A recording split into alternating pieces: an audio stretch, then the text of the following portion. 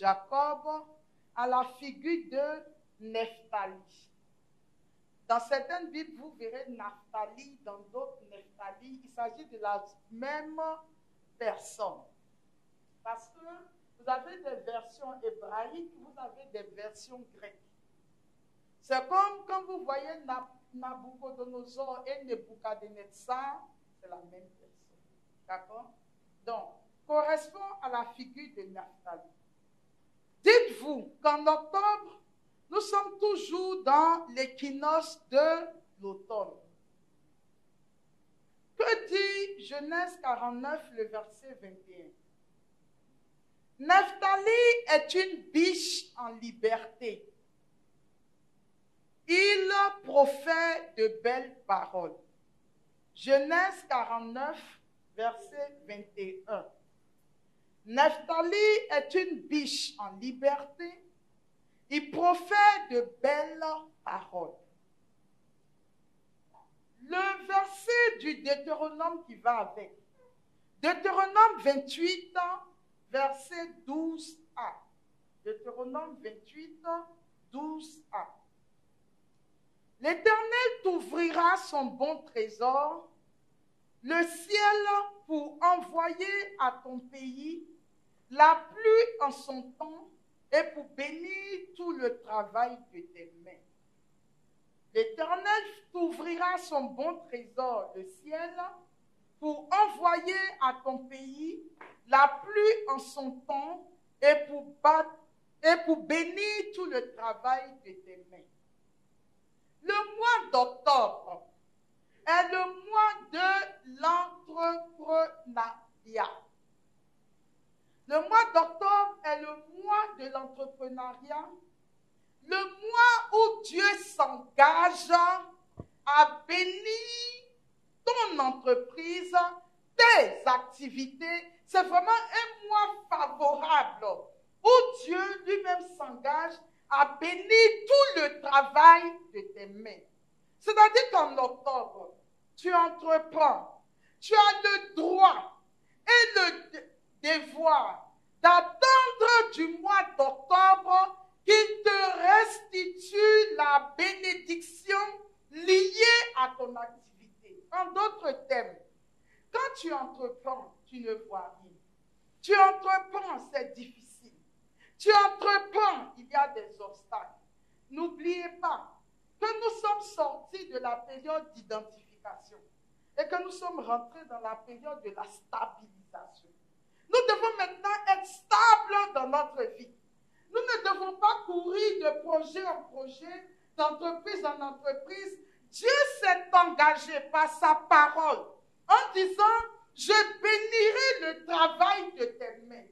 Donc si dans ta vie, dans tes projets, dans tes entreprises, tu sens des blocages, tu as le droit d'ordonner au mois d'octobre de libérer les bénédictions qui sont rattachées aux activités que tu as eu à faire et de jouir des travaux de tes mains.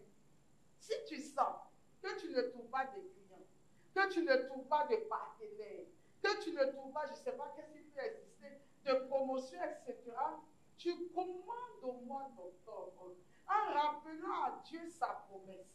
Parce que le Seigneur lui-même dit dans sa parole, aucune parole ne sort de ma bouche et ne revient à moi sans avoir accompli ce pourquoi je l'ai libéré. Je voudrais vous dire quelque chose, chers frères et sœurs, que dans le monde spirituel, Dieu ne fait pas pour nous ce que nous sommes censés faire. On raconte l'histoire d'un monsieur qui a payé son ticket pour une croisière en bateau. Le ticket lui donnait droit à la nourriture. Tous les jours, il est assis au bord du bateau. La faim a failli le tuer. Pendant une semaine, les autres vont prendre leur repas, ils viennent, ils s'assoient, ils mangent, ils posent. Le monsieur assis, il les regarde. Qui m'a dit de faire la croisière? Si je savais que mon argent n'allait pas suffire, je n'allais pas payer le ticket. Jusqu'à la veille au soir, il demande aux gens, est-ce que vous pouvez me faire un prêt? Je meurs de faim. Les gens lui ont demandé, vous avez vraiment payé le ticket pour être sur le bateau? Il dit, j'ai payé. Vous avez payé le ticket, oui. On peut voir vos tickets, il montre le ticket. On dit, mais vous aviez droit à un repas. Le repas est rattaché à votre ticket.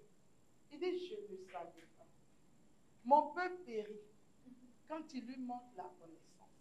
C'est maintenant où il va vouloir commander à manger que le bateau a accosté et ils doivent descendre. Il y a des choses que Dieu a déjà faites pour nous. Le Seigneur sait qu'il a commandé au mois d'octobre de bénir l'ouvrage de nos mains. Si on ne réclame jamais ces bénédictions, parce qu'on ne sait même pas qu'il y a une bénédiction dans le mois d'octobre qui nous revient de droit et que nous avons le droit de réclamer et de commander. Pourquoi pensez-vous qu'un Dieu tout-puissant puisse dire dans la bouche de son unique Fils que ce que vous aurez commandé sur la terre, ce que vous aurez lié sur la terre sera lié dans les cieux. Ce que vous aurez délié sur la terre sera délié dans les cieux. Comment Dieu peut prendre le risque que la terre commande le ciel? Parce que quand vous liez sur la terre, vous commandez au ciel de lier là-bas. Quand vous déliez, vous commandez au ciel de délier. Mais comment est-ce que Dieu peut prendre ce risque? Mais parce que Dieu sait qu'il a déjà ouvert pour nous les vannes de la bénédiction et que le mois d'octobre n'attend que des instructions de notre part pour libérer les bénédictions par rapport aux activités que nous avons faites. Mais combien de gens traversent octobre sans jamais parler au mois, sans jamais lui dire libère les bénédictions rattachées à mon activité, donne-moi des clients, ouvre-moi des marchés, envoie-moi des partenaires. Combien de gens? Alors octobre continue à accumuler ces bénédictions. Et comme le diable sait ce que nous ne savons pas, donc qu'est-ce qu'il va faire? Il fait en sorte que nous ne sachions jamais ce qui nous a déjà été obtenu dans les cieux. Quand Jésus dit en Jean le chapitre 10, le verset 10, « Je suis venu pour que vous ayez la vie, mais que vous l'ayez en surabondance. » Sur quoi Jésus se base pour dire ça? Il y a déjà le salut qui nous apporte, qui nous arrache des liens et des chaînes de l'ennemi. Mais il y a aussi le fait qu'il a déjà donné à chaque mois de bénir ses enfants. On a appelé cette formation les 12 portes de la bénédiction. Ça veut dire qu'il y a une bénédiction rattachée à chaque mois. Donc Jésus s'est dit quoi? Si je lui donne de vivre une année entière, il a le temps d'être heureux toute l'année, puisque chaque mois lui apportera son lot de bénédictions. Malheureusement pour les chrétiens, ils ne sont pas dans cette réalité spirituelle. Mais les satanistes le savent. Ils l'étudient, ils l'exploitent, ils font des oppressions sur la vie des chrétiens. Et les chrétiens sont découragés. Malgré tout ce que je fais, je n'avance pas. Ils abandonnent la foi et s'arrangent Satan parce que comme un lion, il rôde, il cherche nos failles et quand nous sommes fragiles, il frappe pour nous déstabiliser. Quel est le danger lié au mois d'octobre? Regardez Genèse 49, il a dit quoi? Nephtali est une biche en liberté. Il profère de belles paroles. Vous savez, je vais parler d'une catégorie de personnes. Il y a des gens dans la vie qui n'entreprennent jamais. Ils parlent seulement. Ils sont assis chez eux. Ils ne font rien. Mais quand tu leur demandes, mais pourquoi ta vie est comme ça? Non. C'est l'oncle du grand-père de ma maman qui m'a maudit. Ce sont les bénédictions familiales qui font que je ne prospère pas. Tu vois, moi, ma vie, on m'a attaché. Donc, tout ce que je fais ne marche pas. Ce sont des gens, ils sont comme Nephtali. Ils sont en liberté. Ils passent leur temps à proférer des paroles. Mais ils n'entreprennent rien. Ils ne font rien dans leur vie. mais ils attendent que la bénédiction de Dieu vienne frapper à leur porte et se positionne dans leur vie. Ils sont toujours à la recherche de qui a fait qu'aujourd'hui, ils sont devenus comme ça. Écoutez-moi bien. Je veux parler à quelqu'un ce soir. Le gros danger du mois d'octobre, c'est de se prendre pour une victime, mais en réalité, il y a beaucoup de paresse dans ce que nous faisons.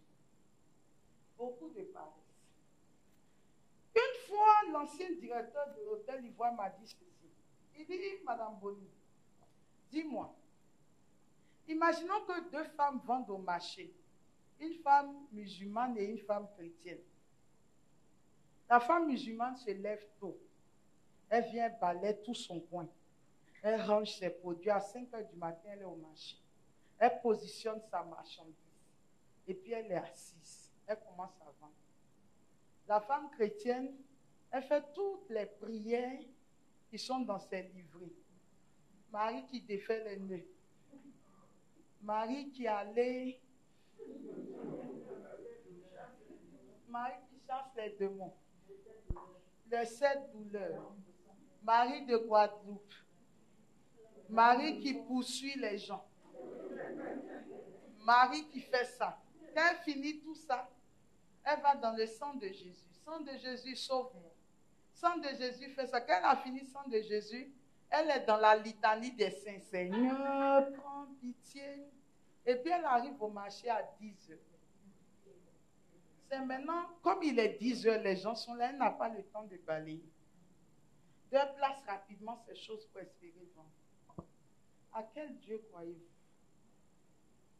Vous pensez que à une heure où vous devez être au travail, en train de faire votre travail, vous avez décidé de faire le chapelet de toutes les prières qui existent sur la terre. Et maintenant, vous venez au marché, vous espérez qu'à 10 heures, quand vous êtes arrivé, comme Dieu est un Dieu de miracles, et que de toute façon, c'est lui que vous avez prié jusqu'à 10 heures, Dieu va faire en sorte que c'est sur vous maintenant que tout le monde vienne pour acheter votre marchandise. On appelle cela de la magie et de l'idolâtrie. Vous comprenez? Le Seigneur lui-même dit qu'il y a un temps pour chaque chose sous le ciel. Il y a un temps pour dormir. Il y a un temps pour se lever. Il y a un temps pour faire sa prière. Et il y a un temps pour aller travailler. Et c'est dans ce genre de travail que Dieu a dit, je bénirai l'ouvrage de tes mains. Le Seigneur ne bénit pas les paresseux. Et je me suis amusée un jour à voir dans toute la Bible les gens que Dieu a appelés à son service. Dieu n'a jamais appelé, même pour le servir, il n'a jamais appelé un paresseux. Le Seigneur appelle toujours les gens qui sont en mouvement et en activité. Même quand ces personnes sont en activité dans le mauvais sens, Dieu les préfère à ceux qui dorment. Regardez quelqu'un comme Paul. Il était en activité outrance, mais dans le mauvais sens. Jésus dit, lui, il a une délivrance. Parce que tel il est en activité, le jour où je le prendrai, c'est comme ça il sera en activité aussi pour mon royaume. Il y en a qui dorment. Non, je veille. Je jeûne. J'ai été chef d'entreprise chrétienne, catholique. Et j'ai renvoyé des gens. Parce qu'à l'heure du travail,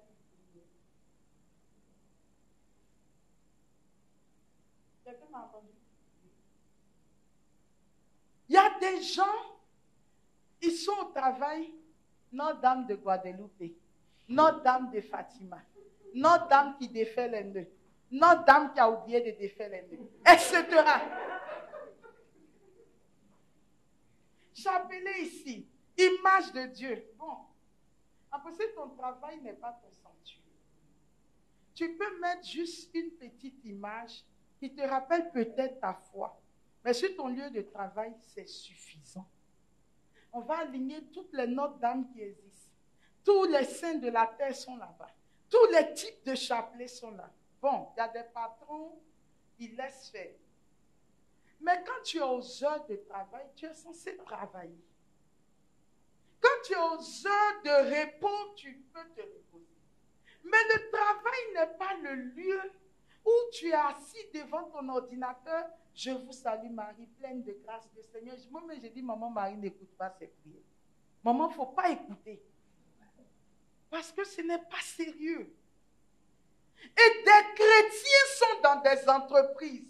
Vous savez combien de fois le monde évolue? La science évolue, la technologie évolue. Il y a 15 ans, tu es à ce poste. Mais le poste dans lequel on t'a mis, les choses ont évolué, les méthodes ont évolué, etc. Mais toi, tu es toujours assis là. Comme depuis le début, on t'a dit, tu dois faire ça. 10 ans plus tard, tu es là, tu fais ça. C'est-à-dire que tu ne fais aucune recherche pour voir comment ton travail va s'améliorer. Comme tu es rentré avec ce mouvement, 15 ans après, tu es assis, tu fais ce même mouvement. Je veux parler à quelqu'un. Un chef d'entreprise promeut ceux qui l'aident à avancer dans son travail. D'accord? Il faut être intelligent. Il faut être quelqu'un de visionnaire. Il faut être comme Daniel. Il faut être quelqu'un, on t'a dit fais ça. Mais tu es allé sur le net, tu as vu qu'il y a des nouvelles méthodes. Chef, au lieu de faire ça, fais ça là. J'ai découvert que si on fait ça comme ça et avant de faire ça, on va plus vite. Le chef dit, celui-là, il lui faut une promotion. Tu as assis, c'est chapelet qui t'intéresse. Quand tu finis, attends, il fait leur travail, quand il est l'heure, la bergère m'attend à la mi-fin, je vais aller faire la prière. Et puis quand on dit qui sont ceux qui ont des blocages dans leur avancement, tu es le premier, tu es devant. Et ça fait 15 ans, je n'ai jamais eu de promotion. Heureusement. Si on te donne promotion dans cet état, c'est grave. Toi, tu fais rien. Ce qu'on a dit de faire, tu fais. Une parenthèse. On est en octobre. Hein? Dans quelques jours, on sera en octobre. Travaillez, soyez des pousseurs, soyez des endurants. Il y a une prière de l'église que j'adore. Seigneur, donne-nous la claire vision de ce que tu attends et la force de l'accomplir. Et Seigneur, consolide l'ouvrage de nos mains. Vous devez être des bosseurs, excellents dans ce que vous faites. Quand vous confiez un travail, votre responsable doit dire, comme j'ai confié ça à Mars, je peux être tranquille et dormir parce que je sais que Mars me ramènera le résultat et ça sera bien fait. Il n'a pas le droit de dire, j'ai confié à Mars Rodrigue, mais tu le connais. On va le laisser se débrouiller, mais il sait par derrière de me préparer quelque chose comme ça. S'il en voit que ce n'est pas bon, on prendra pourquoi. On ne doit pas dire ça d'un chrétien. Surtout catholique. Parce que nous avons un Dieu excellent. Et quand vous regardez l'organisation et la configuration du temple de Jérusalem, je ne me suis jamais assise pour vous dire comment le temple est organisé et configuré. Mais chaque chose était à sa place. Excellent, dans les détails. Et quand nous faisons ça, c'est là où la prière du Notre Père a tout son sens, que ton nom soit sanctifié. Nous sanctifions le nom de Dieu par la qualité de notre travail. Regardez parfois dans les foyers. Quand ton mari est dehors, il doit venir. Il est obligé de t'appeler pour dire, ma chérie, j'arrive avec des gens. Parce qu'il ne sait pas dans quel état la maison est. Il préfère te prévenir. Alléluia. Pour que si jamais que tu aies le temps de mettre de l'autre. Mais ton mari devait pouvoir à tout moment venir avec des amis sans s'inquiéter. Parce qu'il sait que quel que soit le moment où il arrive, la maison est impeccable. Tu vois, les femmes, elles sont dehors très bien habillées. Tu arrives à la maison, les fauteuils sentent pipi. Tu vas dans les toilettes, c'est pas propre. Tu regardes même les rideaux avec les fauteuils, tu te demandes quel problème la femme a eu la nuit. Quel agencement il y a avec les rideaux qu'elle a mis et les fauteuils et le tapis. Où chaque chose prend la direction d'un point cardinal sans chercher à rejoindre l'autre.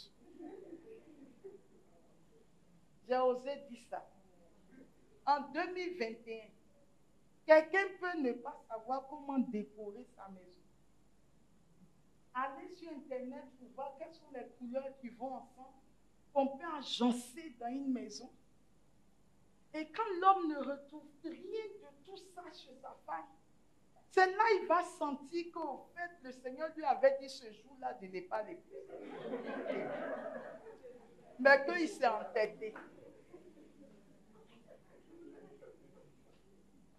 Bientôt, on va faire les dimanches des familles, des gens qui veulent se marier. On va aborder tous ces aspects. Quel que soit l'endroit où on vous met, rayonnez par la qualité de votre travail. Il faut que ceux qui avaient prévu de vous humilier aient honte.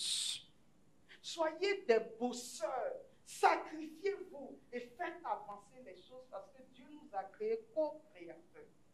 Et dans le mois d'octobre, tous ceux qui font des efforts pour que l'œuvre avance, pour que les choses avancent, le Seigneur dit, j'ai commandé au ciel de bénir tout le travail de tes mains.